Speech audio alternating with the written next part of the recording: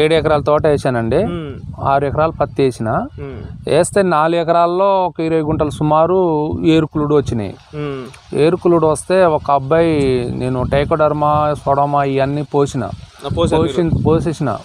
కానీ ఆగలేదు.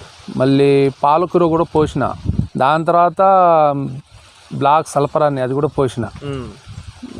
అది పోయటాలు ఎందుకు ఒక్కడ ఆన్లైన్లో మందులు దొరుకుతున్నాయి. ఏరుకులుడు అనేది మీకు ఎన్ని రోజుల్లో వచ్చింది మీకు? అంటే తోట ఇది తోట వేసిన తోట సుమారుగా మొఖాలు ఎత్తు వచ్చినాయండి. మొఖాలు 2 నెలలు, నెల 15 రోజులు అంతే, ఎక్కువ కూడా కాలేదు. ఆ టైంలో వచ్చేసినాయి.